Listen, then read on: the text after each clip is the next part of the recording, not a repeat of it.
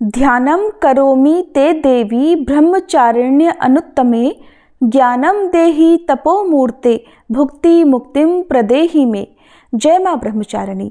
आज नवरात्रि का दूसरा दिन है। प्रिय श्रोताओं, इस शुभ अवसर पर अब आप सभी सुनिए माँ ब्रह्मचारिणी की संपूर्ण कथा और आरती। माँ ने अपने इस स्वरूप में सफेद वस्त्र धारण किए हुए हैं। माँ की दो भुजाओं में से दाहिनी भुजा में जपमाला और बाईं भुजा में कमंडल है। इनकी पूजा करने से भक्त के अंदर जप और तप की शक्ति बढ़ती है। माँ ब्रह्मचारिणी अपने भक्तों को संदेश देती हैं कि परिश्रम से ही सफलता प्राप्त की जा सकती है। भगवान शिव को पति रूप में प्राप्त करने के लिए माँ ब्रह्मचारिणी ने अत्यंत कठिन तप किया था। शिव पुराण में वर्णन मिलता है कि श्री ब्रह्मा जी के आदेशानुसार भगवान शंकर जी को पति रूप में प्राप्त करने के लिए देवी पार्वती ने कठिन तप किया था। ब्रह्मा जी के आदेश के बाद महर्षि नारद जी ने देवी पार्वती को पंचाक्षर मंत्र यानी शिवाय नमः की दीक्षा दी। दीक्षा लेकर देवी पार्वती अपनी सखियों के साथ तपोवन में जाकर कठिन तपस्या में लीन रहने लगी। उनकी कठिन तपस्या का वर्णन शिव पुराण में मिलता है। माता पिता की आज्ञा लेकर देवी पार्वती ने सबसे पहले राजसी वस्त्रों का, अलंकारों का त्याग किया। उनकी जगह पर उन्होंने मूंज की मेखला धारण कर ली, वल्कल वस्त्र धारण कर लिए, हार को गले से निकालकर मृग चर्म धारण किया और फिर गंगावतरण नामक पावन क्षेत्र में सुंदर वेदी बनाकर वे तपस्या में बैठ गईं। अपने मन और सभी इंद्रियों का निग्रह कर, सभी इंद्रियों को अपने वश में कर देवी पार्वती ग्रीष्म काल में अपने चारों ओर अग्नि जलाकर बीच में बैठ गईं और ऊपर से सूर्य के प्रचंड ताप को सहन करती हुई वे अपने तन को तपाती रहीं। वर्षा ऋतु में वे खुले आकाश के नीचे शिलाखंड पर बैठकर दिन रात जल की धारा से अपने शरीर को सींचती रहीं। भयंकर शीत ऋतु में जल के बीचों बीच रात दिन बैठकर उन्होंने कठिन तप किया। इस प्रकार निराहार रहकर देवी पार्वती ने पंचाक्षर मंत्र का जप करते हुए सकल मनोरथ पूर्ण करने वाले भगवान सदाशिव के ध्यान में अपने मन को रमा दिया। अपनी पुत्री को विवाह लायक देखकर माता मैना और पिता हिमालय को अपनी पुत्री के विवाह की चिंता हुई। इतने में महर्षि नारद राजमहल में पहुंच गए। अपने महल में महर्षि को विराजमान देखकर राजा और रानी ने अपनी पुत्री के भविष्य के विषय में उनसे पूछा। त्रिकालज्ञ सर्वज्ञ तुम्हा गति सर्वत्र तुम्हारी, कहूँ सुता के दोष गुण मुनिवर हृदय बिचारी। नारद जी ने देवी पार्वती का हाथ देखकर भविष्यवाणी की। सब लक्षण संपन्न कुमारी, होई संतत पियहि प्यारी, सदा अचल एही कर अहिवाता, एही तेज सुपैहि पितुमाता। राजा हिमालय ने प्रश्न में बेटी के अवगुण पहले पूछे थे, किंतु देवर्षि नारद ने पहले पार्वती जी के गुणों का बखान किया। नारद जी चतुर और मनोवैज्ञानिक वक्ता हैं। वे सब के मन की बातें पढ़ लेते हैं। इसलिए देवी पार्वती के माता पिता से वे उनके दिव्य गुणों की चर्चा करते हैं। सद्गुणों की एक लंबी सूची नारद जी ने उनके सामने प्रस्तुत की। लेकिन जब देवी पार्वती के पिता ने पूछा कि हे देवर्षि, मेरी पुत्री में अगर कोई दोष हो तो वो भी बतला दीजिए, तब देवर्षि नारद बोले, सुनहु जे अब अवगुण दुईचारी, यानी कि आपकी पुत्री में 2-4 अवगुण भी हैं, उन्हें भी आप सुन लो। जोगी जटल अकाल मन नगन अमंगल वेश, अस स्वामी एही कहा मिलही परी हस्त असिरेख। नारद जी कहने लगे कि पार्वती पुत्री तो सर्वगुण संपन्न है, किंतु इनका पति जटाजूटधारी, दिगंबर और अमंगल वेश वाला होगा। नारद जी के मुंह से ये बात सुनकर देवी पार्वती के माता पिता तो बहुत उदास हो गए, किंतु देवी पार्वती को मन ही मन बड़ी प्रसन्नता हुई। जो विबाहु शंकर सन होई, दोषहु गुण सम कहे सब कोई। नारद जी ने पार्वती जी के माता पिता को बहुत समझाया कि जिन दोषों का वर्णन मैंने किया है वे सभी शंकर जी में हैं, और अगर पार्वती जी का विवाह भगवान शंकर से कर दिया गया तो ये दोष भी गुण में बदल जाएंगे। समरथ कहु नहीं दोषु गोसाई, रवि पावक सुरसरी की नाई। अंत में नारद जी ने माता पिता से ये तक कह दिया कि शिव जी को छोड़कर संसार में आपकी पुत्री के लिए कोई दूसरा वर है ही नहीं, किंतु आशुतोष होने पर भी शंकर जी दुराराध्य हैं, यानी कि शिव जी कठोर उपासना से प्रसन्न होते हैं। उनको प्राप्त करने का एक ही उपाय है कि पार्वती जी वन में जाकर कठिन तपस्या में लीन हो जाएं।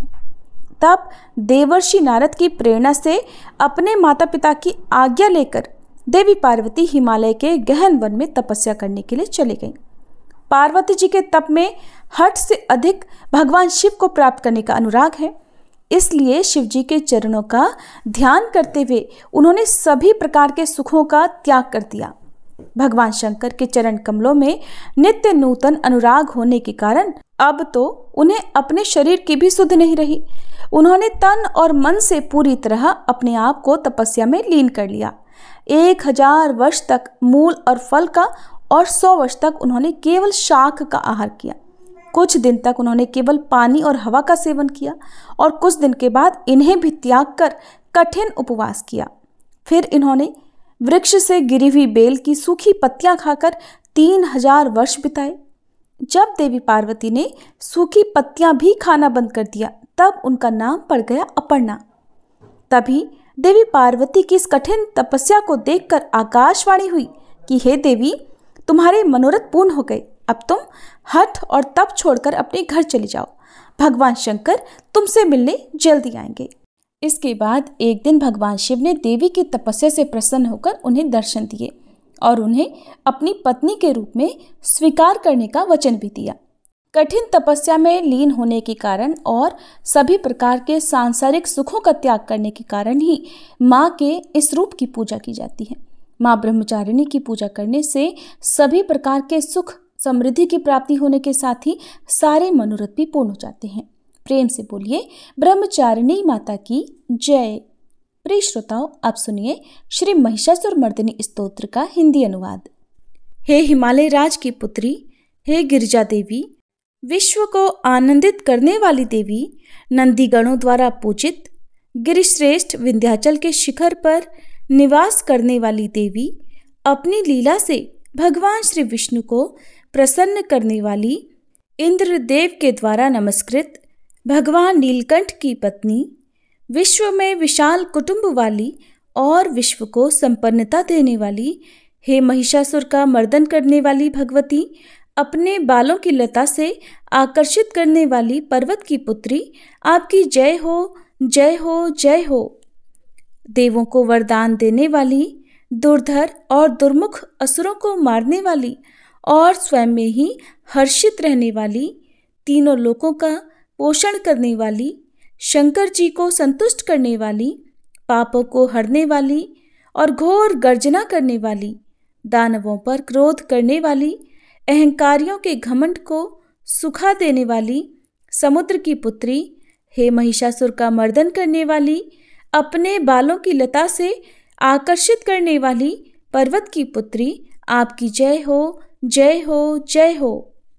हे जगत माता, हे मेरी माँ, प्रेम से कदम्ब के वन में वास करने वाली, हास्य भाव में रहने वाली, हिमालय के शिखर पर स्थित, अपने भवन में विराजित, मधु की तरह मधुर, मधु कैटभ का मद नष्ट करने वाली, महिष को विदीर्ण करने वाली, सदा युद्ध में लिप्त रहने वाली, हे महिषासुर का मर्दन करने वाली, अपने बालों की लता से आकर्षित करने वाली पर्वत की पुत्री, आपकी जय हो, जय हो, जय हो।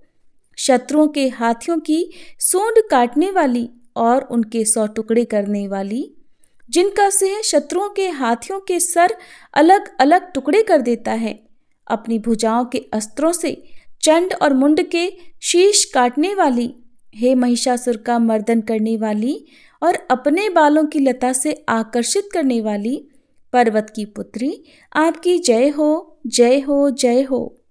रण में मदोन्मत्त शत्रुओं का वध करने वाली, अजर अविनाशी शक्तियां धारण करने वाली, प्रमथनाथ अर्थात शिवजी की चतुराई जानकर उन्हें अपना दूत बनाने वाली, दुर्मति और बुरे विचार वाले दानव के दूत के प्रस्ताव का अंत करने वाली, हे महिषासुर का मर्दन करने वाली, अपने बालों की लता से आकर्षित करने वाली पर्वत की पुत्री, आपकी जय हो, जय हो, जय हो।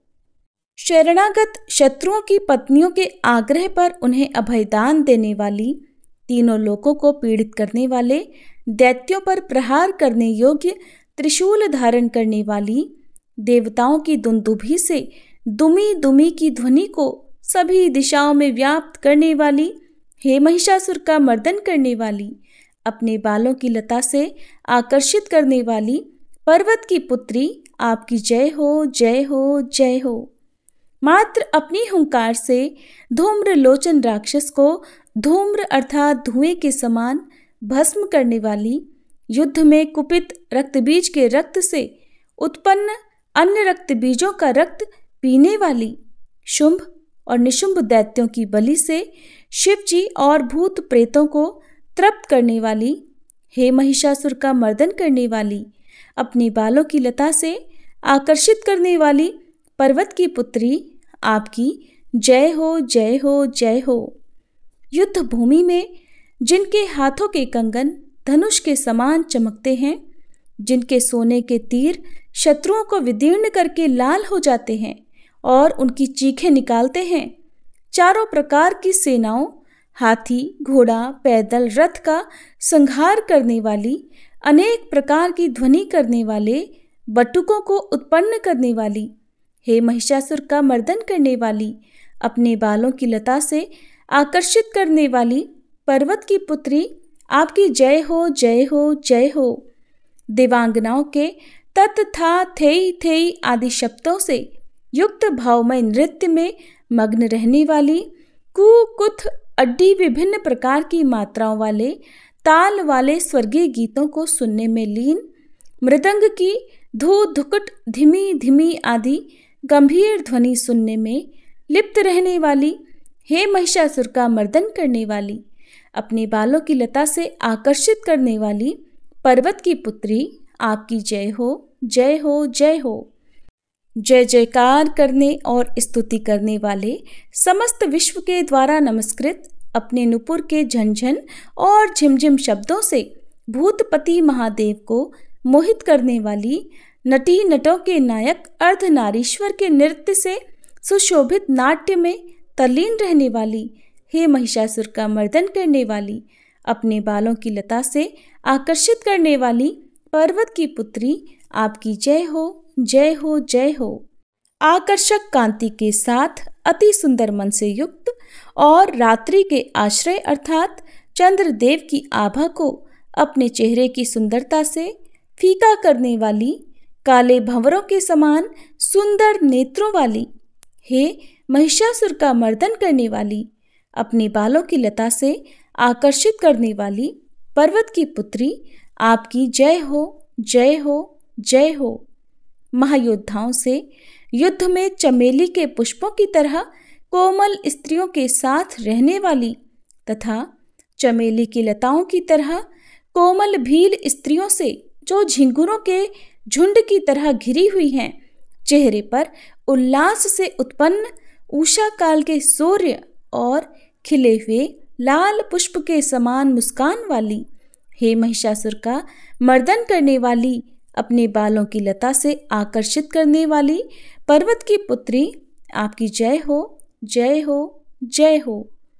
जिसके कानों से लगातार मद बहता रहता है, उस हाथी के समान उत्तेजित, हे गजेश्वरी, तीनों लोकों के आभूषण, रूप, सौंदर्य, शक्ति और कलाओं से सुशोभित, हे राजपुत्री, सुंदर मुस्कान वाली स्त्रियों को पाने के लिए मन में मोह उत्पन्न करने वाली मनमथ की पुत्री के समान, हे महिषासुर का मर्दन करने वाली, अपने बालों की लता से आकर्षित करने वाली, पर्वत की पुत्री, आपकी जय हो, जय हो, जय हो।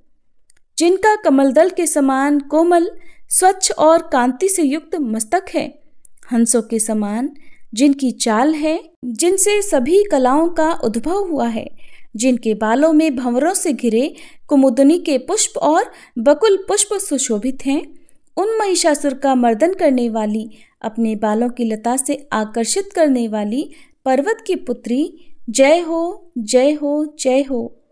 जिनके हाथों की मुरली से बहने वाली ध्वनि से कोयल की आवाज भी लज्जित हो जाती है, जो खिले हुए फूलों से रंगीन पर्वतों से विचरती हुई पुलिंद जनजाति की स्त्रियों के साथ मनोहर गीत गाती हैं, जो सद्गुणों से संपन्न शबरी जाति की स्त्रियों के साथ खेलती हैं, उन महिषासुर का मर्दन करने वाली, अपने बालों की लता से आकर्षित करने वाली पर्वत की पुत्री, आपकी जय हो, जय हो, जय हो। जिनकी चमक से चंद्रमा की रोशनी फीकी पड़ जाए, ऐसे सुंदर रेशम के वस्त्रों से जिनकी कमर सुशोभित है, देवताओं और असुरों के सर झुकने पर उनके मुकुट की मणियों से जिनके पैरों के नाखून चंद्रमा की तरह दमकते हैं, और जैसे सोने के पर्वतों पर विजय पाकर कोई हाथी मदोन्मत्त हो जाता है, वैसे ही देवी के उरोज कलश की तरह प्रतीत होते हैं।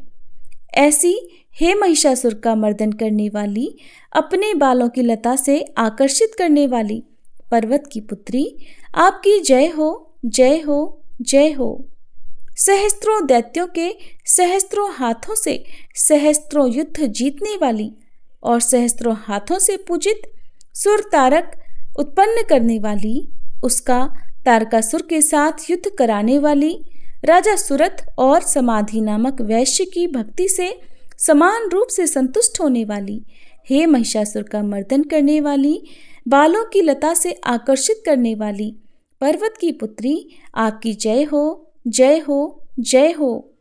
जो भी आपके दयामय पद कमलों की सेवा करता है, हे कमले, वह व्यक्ति कमल निवास कैसे न बने। हे शिवे, आपके पद कमल ही परम पद हैं, उनका ध्यान करने पर भी परम पद मैं कैसे नहीं पाऊंगा। हे महिषासुर का मर्दन करने वाली, बालों की लता से आकर्षित करने वाली पर्वत की पुत्री, आपकी जय हो, जय हो, जय हो। सोने के समान चमकते हुए नदी के जल से जो आपके रंग भवन में छिड़काव करेगा, वो इंद्राणी के वक्ष से आलिंगित होने वाले इंद्र के समान सुखानुभूति को क्यों नहीं पाएगा। हे वाणी, हे महासरस्वते, आप में मांगल्य का निवास है, मैं आपके चरणों की शरण लेता हूँ। हे महिषासुर का मर्दन करने वाली, बालों की लता से आकर्षित करने वाली पर्वत की पुत्री, आपकी जय हो, जय हो, जय हो। आपका निर्मल चंद्र समान मुख चंद्रमा का निवास है, जो सभी अशुद्धियों को दूर कर देता है। नहीं तो क्यों मेरा मन इंद्रपुरी की सुंदर स्त्रियों से विमुख हो गया है। मेरे मत के अनुसार आपकी कृपा के बिना शिव नाम के धन की प्राप्ति कैसे संभव हो सकती है। हे महिषासुर का मर्दन करने वाली, बालों की लता से आकर्षित करने वाली पर्वत की पुत्री, आपकी जय हो, जय हो, जय हो। हे दीनों पर दया करने वाली उमा, मुझ पर भी दया कर ही दो। हे जगत जननी, जैसे आप दया की वर्षा करती हो, वैसे ही तीरों की भी वर्षा करती हो, इसलिए इस समय जैसा आपको उचित लगे वैसा करो, मेरे पाप और ताप दूर कर दो। हे महिषासुर का मर्दन करने वाली, बालों की लता से आकर्षित करने वाली पर्वत की पुत्री, आपकी जय हो, जय हो, जय हो। सभी प्रेम से बोलिए माँ ब्रह्मचारिणी की जय। अब हम सभी कथा की समाप्ति से पहले माँ दुर्गा की आरती उतारें। जय अम्बे गौरी मैया, जय श्यामा गौरी, तुमको निश दिन ध्यावत, मैया जी को सब दिन मनावत, हरि ब्रह्मा शिवरी। जय अम्बे गौरी, मांग सिंदूर विराजत, टीको मृग मद को, मैया टीको मृग मद को, उज्ज्वल से दो नैना, निर्मल से दो नैना, चंद्र वदननी को। जय अम्बे गौरी, कनक समान कलेवर, रक्तांबर राजे, मैया रक्तांबर राजे, रक्त पुष्प गलमाला, लाल पुष्प गलमाला, कंठन पर साजे। जय अम्बे गौरी, के हरिवाहन राजत, खड्ग खपर धारी, मैया खड्ग खपर धारी, सुर नर मुनि जन सेवत, सुर नर मुनि जन सेवत तिनके दुख हारी। जय अम्बे गौरी। कानन कुंडल शोभित नासाग्रे मोती, मैया नासाग्रे मोती। कोटिक चंद्र दिवाकर, कोटिक चंद्र दिवाकर, राजत समज्योति। जय अम्बे गौरी। शुंभ निशुंभ विदारे महिषासुर घाती, मैया महिषासुर घाती। धूम्र विलोचन नैना, मधुर विलोचन नैना, निश दिन मदमाती। जय अम्बे गौरी। चंड मुंड संहारे, शोणित बीज हरे, मैया शोणित बीज हरे।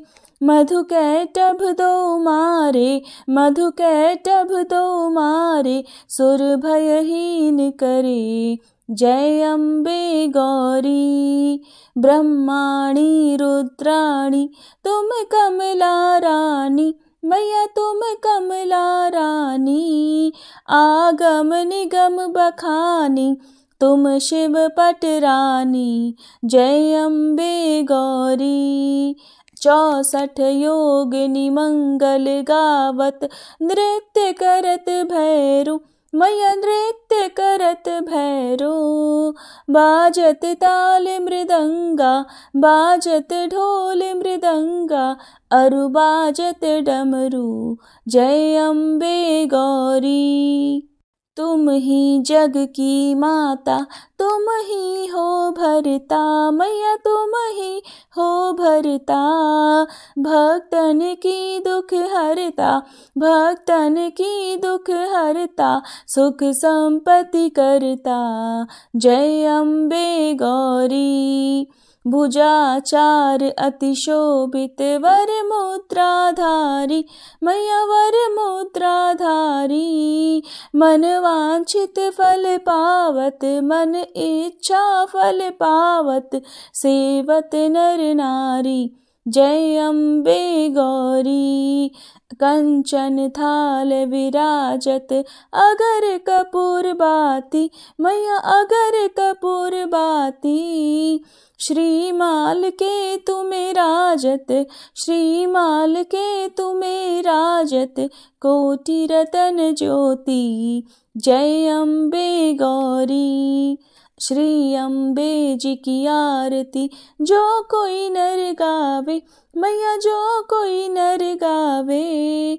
कहते शिवानंद स्वामी, रटत भोलानंद स्वामी, सुख संपत्ति पावे। जय अम्बे गौरी। जय अम्बे गौरी, मैया जय श्यामा गौरी। तुमको निश दिन ध्यावत, मैया जी को सब दिन मनावत, हरि ब्रह्मा शिवरी। जय अम्बे गौरी।